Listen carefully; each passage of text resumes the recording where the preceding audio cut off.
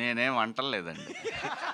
అదేంటి sir cinema దీనిపైనే తీశారు, ఇప్పుడు మాట్లాడింది కూడా అదే. డబ్బు డబ్బు డబ్బున్నోడు డబ్బు లేనోడు. ఇప్పుడు మొన్న మీరు రాజు వెడ్స్ రాంబాయ్ చూశారు. అది ఒక కమ్యూనిటీలోనే ఉద్యోగం ఉన్నోడికి ఇస్తాను నీకు ఇయ్యా అన్నాడు. అంతే సార్, ఇదే సమాజం, ఇంతమించి ఏం ఉండదు. మిగతా అన్నీ స్వార్థం ఉంటాయి వాటిలో. కొంతమంది నేను పలానా కమ్యూనిటీ అయితే నాకు ఒక సపోర్ట్ దొరుకుతుంది, ఇట్లా ఉంటుంది. సహజం, మనిషి సహజం. ఎవరు ఏం చెప్పినా కూడా బాత్రూమ్కి వెళ్ళినప్పుడు రియాలిటీ తెలుస్తుంది వాడికి. అద్దంలో చూసుకొని ఏది కరెక్టరా, ఇది ఇందాక నేను ఇలా అన్నా, ఇవన్నీ ఉంటాయి. సో రెండే, డబ్బు ఉన్నాడు డబ్బు లేనాడు, అంతే. ఇంకా వేరే ఏం క్వశ్చనే లేదండి. ఇదే సినిమా, ఇదే జీవితం, ఇదే సమాజం, ఇదే దేశం. మరి ఎందుకు అంటే డిఫరెన్స్ ఎందుకు వస్తుంది చెప్పండి మీరు. వస్తుంది కదా. ఇట్లా అదే ఆ డబ్బు అనేది ఎలా, డబ్బున్నోడికి డబ్బు ఎలా వస్తుంది, డబ్బు లేని డబ్బు రావటం లేదు అంటే దానికి ఏంటి అసలు? అక్కడి నుంచే మొదలవుతాయి కథలు, సినిమా కథలు. అక్కడి నుంచి సినిమా కథలు మొదలవుతాయి. ఇంక వేరే రూట్ చెప్పాలంటే ఇప్పుడు నేను మీకు పక్క తీసుకెళ్ళి కథ చెప్పాలి. ఇదిగో ఇలా వెళ్తే ఈ కథ వచ్చింది, ఇలా వెళ్తే ఈ కథ వచ్చిందని చెప్పాలి. ఇది మాత్రం సత్యం సార్. రెండే, పైనోడిని చూస్తారు, వాడి దగ్గర డబ్బు ఉందో చూస్తారు, కింద వాడిని చూస్తారు, వీడికి ఏమైనా అవకాశం ఉందా, ఈ డబ్బు తీసుకుని ఆడదాకా రాగలడేమో.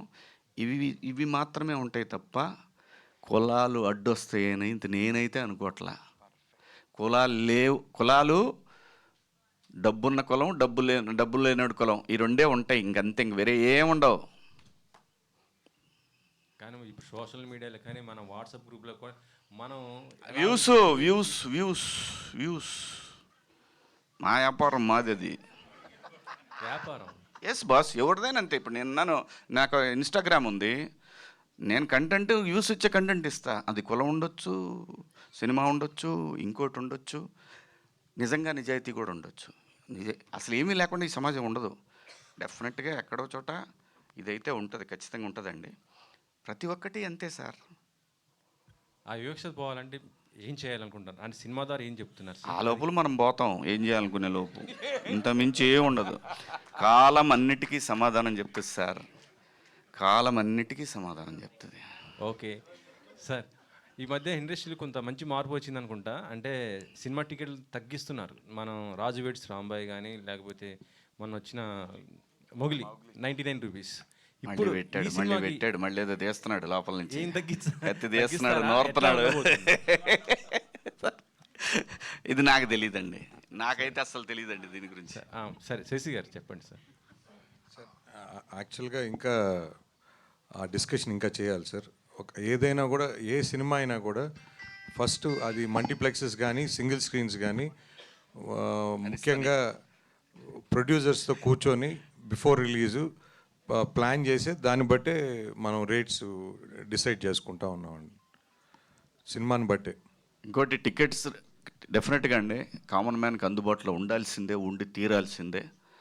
అలాగే మల్టీప్లెక్స్లో వాళ్ళకి వేరియస్ రీజన్స్ ఉండొచ్చు. మేము కట్టడానికి ఇంత అయింది, మాకు ఇంత స్టాఫ్ ఉన్నారు, మాకు ఇంతమంది ఉన్నారు, ఏదన్నా కావచ్చు. 350 కాఫీ ఏంటండి, 3 రోజులు తాగుతాను నేను మా ఇంటి మొత్తం కలిపి. ఇది పరిస్థితి. వాటికి భయపడి చేస్తున్నారు జనం. నిజం ఇది. ఇంత అమానుష్యం అది. ఖచ్చితంగా ఇందులో ప్రొడ్యూసర్లకు కానీ లేదంటే ఎగ్జిబిటర్స్కి కానీ ఎవ్వరికి సంబంధం లేని అంశం. ఇది ప్రభుత్వానికి మాత్రమే ఉంది సంబంధం. ఇంత నియంత్రణ అనేది వ్యవస్థకే ఉంది. సుప్రీంకోర్టుకు కూడా పోతే ఏం చెప్పిందో తెలుసా? అవునా, అలా జరుగుతుందా, దీని మీద రాష్ట్ర ప్రభుత్వాలు ఏదో ఒకటి తీసుకోవాలి. నువ్వు ఒక ఆర్డర్ ఇస్తే అయిపోద్ది. ఎవడికి వాడి అంతే. కానీ కోర్టు ఆర్డర్లు వచ్చే లోపలే మారిపోతుంది. కోర్టు ఆర్డర్ కాదు గురు, కోర్టు ఆర్డర్లు పక్కన పడే. అసలు ప్రభుత్వానికి అజమాయిషి తీసుకోవాల్సిన బాధ్యత ఖచ్చితంగా ఉంది. అది ఏ రాష్ట్ర ప్రభుత్వమైనా, కేంద్ర ప్రభుత్వం, ఎవరైనా సరే అజమాయిషి తీసుకోపోతే నా 600 రూపాయలు పాప్కార్న్ ఏంటి, 350 రూపాయలు కాఫీ ఏంటి, పార్కింగ్ ఫీజులు అంటే తీసేశారు సినిమాలకు. మరి షాపింగ్లు మళ్ళీ గిల్లుతున్నారు, చిన్నగా గిల్లుతున్నారు. అది కూడా అక్కడ వస్తున్నాడు, ఏమంటే మీరు సినిమాకి వెళ్తున్నారు, షాపింగ్కి వెళ్తున్నారు.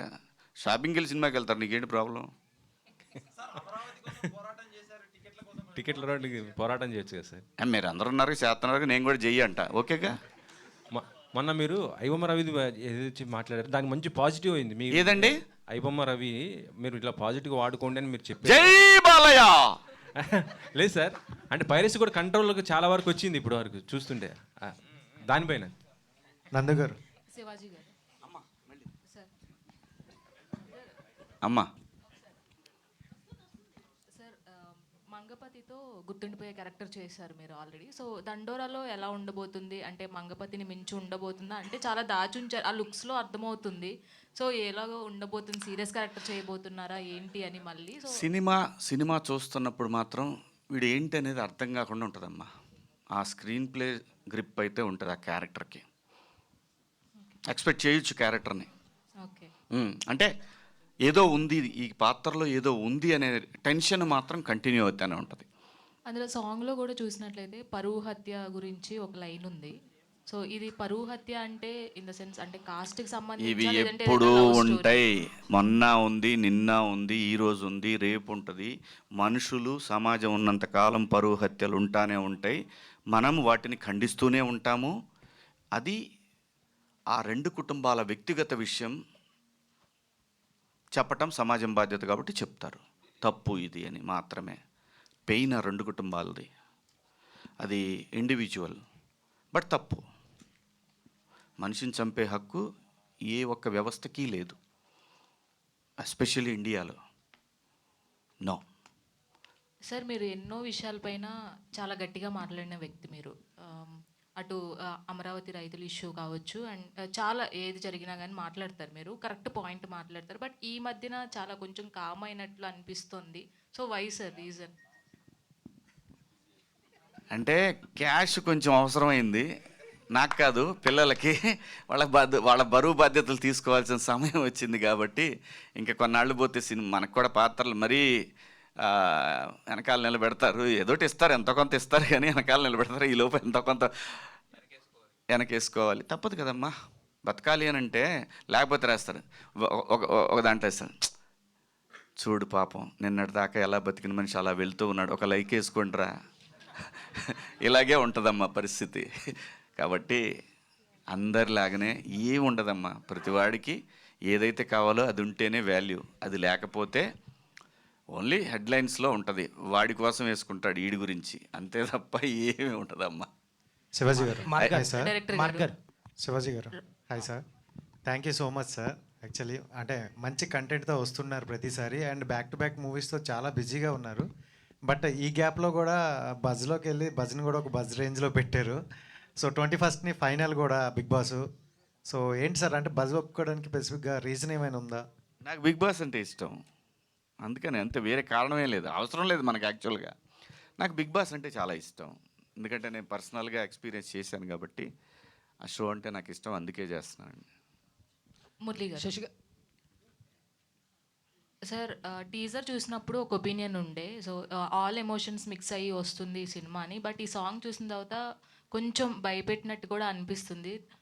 ఆ వెనకబడిన వాళ్ళు ఎవరైతే ఉన్నారో, సో తొక్కబడిన వాళ్ళు ఎవరైతే ఉన్నారో వాళ్ళు తిరగబడితే ఎలా ఉంటుంది అనేది ఈ సాంగ్ అని అర్థమవుతుంది. బట్ అంటే ఏ పరువు హత్య అంటే ఇందాక నేను అడిగాను, డబ్బు ఉన్నవాడు లేనివాడు అని చెప్తున్నారు, కానీ ఇన్ ద సెన్స్ కాస్ట్లో ఉంటుందా ఇది, లేదంటే నిజంగానే పేదవాడికి అలాగే ఉన్నవాడికి మధ్యన జరుగుతుందా?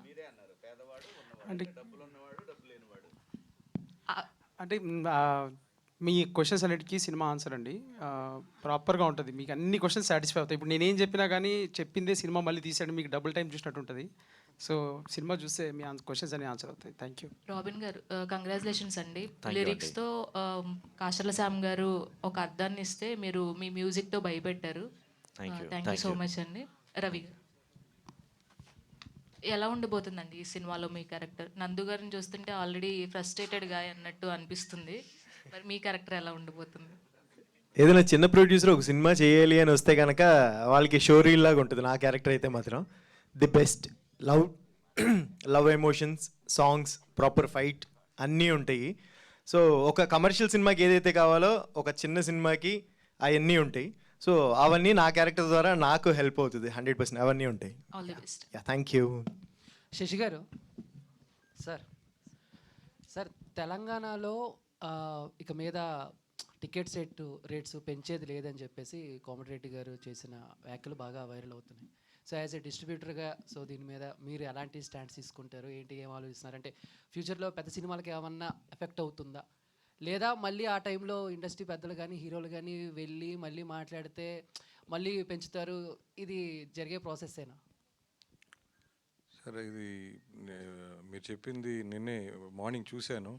ఖచ్చితంగా మా పెద్దలతో మాట్లాడి తప్పకుండా సిచ్యువేషన్ బట్టి దాన్ని బట్టి మాట్లాడతామండి. Thank you sir. Thank you sir. Nandu అన్న సహాయన 2025లో బ్యాక్ టు బ్యాక్ రాబోతుంది, బట్ 26కి వెళ్ళిపోయారు. కరెక్ట్. అంటే ఒక సినిమా బాగుందంటే ఈజీగా 1 వీక్ 10 డేస్ అనేది కొంచెం మంచి టైం అది. అవును. సో మీకు ఒకవేళ టాక్ వచ్చేలా ఉంటే అండ్ బ్యాక్ టు బ్యాక్ మళ్ళీ జాన్లో మూవీస్ ఉన్నాయి, పెద్ద మూవీస్, కానీ నేను ఎఫెక్ట్ అవుతుందేమో అని అనుకోలేదన్నా. లేదు లేదు, నేను Jan 1 నాది రిలీజ్. సో Jan 1 గురువారం అయింది. 2, 3, 4 శుక్ర, శని, ఆదివారాలు అయింది. 4 రోజులు ఉంది. ప్రభాస్ అన్న సినిమా 9వ తారీఖు వస్తుంది. సినిమా బాగుంది అంటే నాకు ఆ 4 డేస్ రన్ కూడా వస్తుంది. సో యాక్చువల్గా నాకు మంచి డేట్. నాకు సురేష్ బాబు గారు, రానా అన్న ఇద్దరు కలిసి కూర్చోబెట్టి ఎక్స్ప్లెయిన్ చేశారు ఇందుకు ఇది ఇంకా better. So I'm actually happier. ఆ రోజు కొంచెం షేక్ అయ్యాను, పోస్ట్ పోన్ అని వెంటనే, బట్ యాక్చువల్గా నాకు చాలా చాలా మంచి డేట్ నా సినిమాకి Jan 1 అనేది మాత్రం వెరీ కాన్ఫిడెంట్. లాస్ట్ వరకు అఖండ అనుకున్న వరకు రిలీజ్ అయిపోద్దనే అన్నారు, బట్ వన్స్ అఖండ అనేసిన తర్వాత ఇంకా డ్రాప్ అయిపోయారు. సో ఎలా అనిపించింది అన్న ఆ సిచ్యువేషన్? అఖండ ఇంకా 12th రిలీజ్ అని మాకు ఎప్పుడైతే అఫీషియల్గా చెప్పారో, రానా అన్న ఇంకా సురేష్ సార్ పిలిచారు నన్ను. పిలిచి కూర్చోబెట్టి మనం బాలయ్య సినిమా వస్తున్నప్పుడు మనం పక్కకి వెళ్ళాలన్నా మనం, because maximum theatres occupancy, internet buzz అవుతూ ఉంటుంది, ఎవ్రీథింగ్ బాలయ్య మేనియా ఉంటుంది. So we have to respect that. ఒకడు బాలయ్యకి ఎదురొచ్చినా వాడికే రిస్క్, బాలయ్యకి మనం ఎదురు వెళ్ళినా మనకే రిస్క్. సో నేను తప్పుకొని ముందుకెళ్ళాను చక్కగా. బాలయ్య గారి బ్లెస్సింగ్స్తో బాలయ్య బాబు గారి ఫ్యాన్స్ అందరూ నాకు సపోర్ట్ చేస్తున్నారు నిజం చెప్పాలంటే. నందువు నేను సినిమా కూడా వెళ్ళాను. సినిమా ఎంజాయ్ చేసినట్టున్నా. వెళ్ళాను. నాకు మేము సినిమా ఇలా నేను నా cinema psych Siddhartha postpone అని నేను రానా అన్న ఒక వీడియో వేసాము. అందులో వి లవ్ యూ బాలయ్య అని పెట్టిన వెంటనే అది బాగా న్యూస్ స్ప్రెడ్ అవటం, బాలయ్య బాబు ఫ్యాన్స్ మమ్మల్ని శ్రీరాములు థియేటర్కి స్పెషల్గా ఇన్వైట్ చేశారు, రండి కలిసి సెలబ్రేట్ చేద్దామని. సో మరి ఇంకా మన సినిమా ఫస్ట్ జాయిన్ ఉంది, మనం కమాన్ వెళ్ళి నా సినిమా లేకపోయినా బాలయ్య సినిమాకి వెళ్ళి చూసేవాడిని. ఏదో ఫ్యాన్స్తో బాగా ఎంజాయ్ చేశాను. మరి మీ దండోరా ఈవెంట్కి బాలయ్య గారిని చీఫ్ గెస్ట్కి పిలవచ్చుగా? నేనా అన్నా? బాగుంటుంది, నేను ప్రయత్నిస్తాను. బాలయ్య బాబు గారిని కలవాలి, వెళ్ళి ఇవాళ రేపట్లో ఒకరోజు కలుస్తాను బాలయ్య బాబు గారిని. భయపడి ఇంకేంటి అయిపోద్ది. డైరెక్టర్ గారు అయింది కదనా, చెప్పండి. మీతో మాట్లాడాలండి. నెక్స్ట్ టైం నుంచి ప్రెస్ మీట్కి వస్తుంటే మీరు ఉన్నారో లేదో చూసుకుని వచ్చేలా ఉన్నారు శివాజీ అన్న. మార్క్ గారు. డైరెక్టర్ గారు హలో అండి. హలో అండి. అయితే ఇట్స్ నాట్ అబౌట్ ద చిన్న సినిమా పెద్ద సినిమా కాదండి, it's all about the content బాగుంటే ఆడియన్స్ ఆటోమేటిక్గా థియేటర్స్కి వస్తారు, చూస్తారు అండ్ దాన్ని సక్సెస్ చేస్తారు. అయితే రీసెంట్గా వచ్చిన సినిమాలు, చాలా సినిమాలు ప్రీ రిలీజెస్లో కావచ్చు, వాళ్ళు చెప్పడం ట్రైలర్ రిలీజ్లో, టీజర్ రిలీజెస్లో చాలా బాగుంటుంది అని చెప్పడం, థియేటర్కి వెళ్ళి డిసప్పాయింట్ వచ్చిన ఆడియన్స్ చాలామంది ఉన్నారు. So that one particular element థియేటర్కి వచ్చి ఆ 2.5 hours ఎంజాయ్ చేస్తారు సినిమాని అని చెప్పడానికి 1 wordలో మీరు ఏం చెప్తారు? అంటే సినిమా చాలా బాగుంటుందండి, అఫ్ కోర్స్. ఎగ్జాక్ట్లీ అదే, ఇవే చెప్పి ఆడియన్స్ ని థియేటర్ దాకా అంటే మీరు మా కంటెంట్ చూస్తున్నారు కదండి, అంటే మేము క్రెడిబిలిటీ బిల్డ్ చేసుకుంటా ఉన్నాము. కంగ్రాచులేషన్స్ అండి, నిజంగా చాలా బాగుంది content. Thank you so much కూడా. But still audience that one hook point ఏదైనా ఉంటుంది థియేటర్లో అట్లా కూర్చోబెట్టడానికి అని అంటే మీ మాటలో ఏం చెప్తారు అని అంటున్నారు. ట్రైలర్ వస్తుందండి, ట్రైలర్ దాకా వెయిట్ చేయండి and slowly yeah. Thank you అండి. మ్యామ్, సాంగ్ అయిన వెంటనే మీరిద్దరు మాట్లాడుకోవటం విన్నాను. కంటెంట్ మీద అసలు ఒపీనియన్ మారిపోయింది, పగిలిపోయింది అని అన్నారు. సో అదే ma'am, that's the opinion. Shivaji గారు. శశి గారు సార్, ఆంధ్ర కింగ్ తాలూకా సినిమా రిలీజ్ అయ్యి మంచి టాక్ వచ్చింది, కానీ కొద్దిగా ఎందుకు బాక్స్ ఆఫీస్ దగ్గర కొద్దిగా వెనకబడిపోయింది. ఏంటి సార్ ఎందుకు? మాట్లాడుకుందాం. మార్క్ గారు. శివాజీ గారు. సార్ మార్క్ గారు. సార్ ఇదే సార్ ఒక్కసారి, అంటే సినిమా బాగా టాక్ అయితే వచ్చింది కదా సార్, మంచి టాక్ వచ్చింది, రివ్యూస్ బాగా వచ్చాయి, కాకపోతే బాక్స్ ఆఫీస్ దగ్గర కొంత. అంటే ఇక్కడ ఒకటి సార్, మీరు మీ మైండ్లో ఏముందో మాకు తెలియదు, మా మైండ్లో వరకు బాగా చేసింది. అది సార్. నెంబర్లు మనది మార్కర్ సాయంత్రం సార్ ఉస్తాద్ భగత్ సింగ్ సాయంత్రం సాంగ్ రిలీజ్ ఉంది కదా, ఏంటి సార్ అది దానిపై? సార్ ఎక్స్ట్రాడినరీగా ఉంటుంది సార్. పవన్ కళ్యాణ్ గారు, మేము ఆ సెట్కి కూడా పోయాను, ఎక్స్ట్రాడినరీ. రిలీజ్ డేటు అదేనా సార్ లేకపోతే మారుతుంది? సార్ అది అది అది రవి గారిని అడగాలి సార్, నవీన్ గారిని. మార్కర్ సార్, మార్కర్ చెప్పండి సార్ చెప్పండి. ఒక 2 questions sir, final 2 questions. Yes mark sir, so అంటే మీరు చాలా మూవీస్ చేస్తున్నారు అండ్ పెద్ద హీరోస్ గోస్ట్ లాంటి సినిమాలు చేసి ఉండి కూడా అంత ఎక్కువ రిప్రజెంటేషన్ లేదు, బట్ దండోరా గివ్స్ యూ దట్ అనే రిప్రజెంటేషన్ వస్తుంది దండోరాతో మీకు అంటున్నారు. సాంగ్ ఒకటే కాకుండా మ్యూజిక్ బ్యాక్గ్రౌండ్, ఎందుకంటే దండోరా అనేది కంప్లీట్లీ రూరల్ బ్యాక్డ్రాప్కి సంబంధించి, సో దీన్ని మ్యూజిక్ చేయడం అనేది కొంచెం ఇట్స్ ఎ టిపికల్ థింగ్, అంటే ఆ రూరల్ ఎఫెక్ట్స్ కానీ ఆ పాస్ట్ థింగ్స్ కానీ తీయాలి. సో మ్యూజిక్ చేసేటప్పుడు ఎలాంటి ఇది తీసుకున్నారు సార్? ఛాలెంజింగ్గా ఉండే అండి యాక్చువల్గా, ఎందుకంటే మన మెదక్ సైడు లేకపోతే కొంచెం మన వరంగల్ సైడు ఇన్స్ట్రుమెంట్స్ కొన్ని ఉంటాయి, మన తెలంగాణ ఇన్స్ట్రుమెంట్స్. సో అవన్నీ గ్యాదర్ చేసి బ్యాక్గ్రౌండ్ స్కోర్లు అవన్నీ వాడడం జరిగింది. రియల్లీ పెద్ద టాస్క్ ఉండే అండి ఇది. బట్ ఈ ఎక్స్పెరిమెంట్ వర్కౌట్ అవుతుంది అని వీ హోప్.